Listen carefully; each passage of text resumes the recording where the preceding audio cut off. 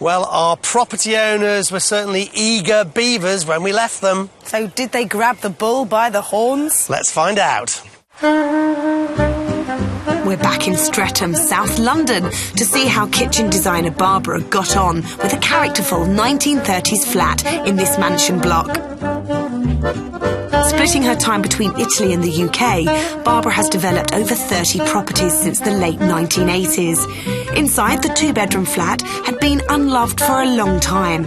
There were some original features, but they were now buried under paintwork. There wasn't much of a kitchen to speak of, and the bathroom had been given the blue treatment with paint. Barbara has an eagle eye for detail and fully intended to bring it to bear on this property. You don't really want to make it look as if it's just the average refurb. Barbara paid $174,000 for the flat and had set aside a budget of £10,000 to spend on refurbishing it. With her tried and trusted team of builders, she planned to turn it around in 4 to 6 weeks. We've come back just 7 weeks later to see if Barbara's put the sparkle back into this classic London home. Oh, life could be a dream if I could take you up in paradise up above.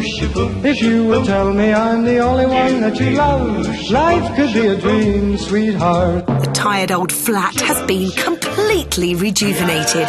The sitting room is now comfortable and stylish. It has a fresh contemporary look which manages to incorporate the very best of the 1930s details that were originally here.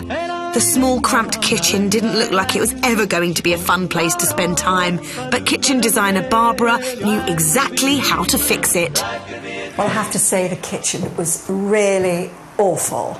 I don't know how they used it before, right? But we managed to turn it around and make a very reasonable, sort of functional kitchen. Dishwasher, washing machine, and all the appliances that you need, basically. Life could be a dream. Barbara makes it sound straightforward, but it's quite a feat bringing such a forlorn flat back to life. Pretty awful. It was seriously neglected. I think nothing had been done for 30 years plus.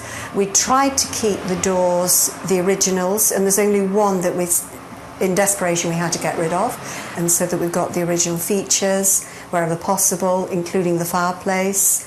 Well, it was a matter of, do we paint the hardboard white, or do we just have a look, see what's behind it? And we had a look, and we found the oak surround fireplace. One place she was not keen to retain the original features was the blue painted bathroom. The bathroom was equally as bad as the kitchen. But as you can see, we've managed to make a very, very decent job. Top to bottom travertino, which is rather nice in a bathroom. One or two interesting features, and here we are. But not everything went Barbara's way. The flat is on a very busy road and would really have benefited from double glazing. The windows, we did apply to change them for double glazing, but apparently it's a conservation area, so therefore we can't actually change them. We can do some sort of double glazing on the inside. It's nice that it's in a conservation area, but the minus is that you have to kind of leave the windows. So the windows are one original feature Barbara would have liked to change. Perhaps that meant she saved some of her original £10,000 budget. We just got a little bit carried away. So we actually reached 11.3 in the end. Searching, cherry picking for bargains, basically, and we got there. Barbara bought bought the flat for £174,000 and spent £11,300 on the refurbishment, bringing her total outlay to £185,300. Now it's time to find out what two local property experts think of her work. I think it's been extremely well refurbished. Quality of the finish is good. I noticed there are natural stone tiles in the bathroom which look really nice, and all the surfaces and stainless steel looks really good. I'm really impressed. Sometimes with something that's been newly refurbished, you can see some issues with it. Here it's been well done, a nice mixture of contemporary finish with some good period and character features. What could the property be sold on for? I would recommend putting this on the market for £245,000. To put it on the market today, I'd put it on between £235,000 to £240,000. Those valuations would give Barbara a profit of between £49,700 and £59,700 before costs and expenses. Very good. Gosh, I mean, that's excellent, really. I'm very pleased with that, yeah. I wasn't quite imagining that, but you have to sort of look at the worst case scenario when you're doing this work, and that's pretty good. I'm pleased with that.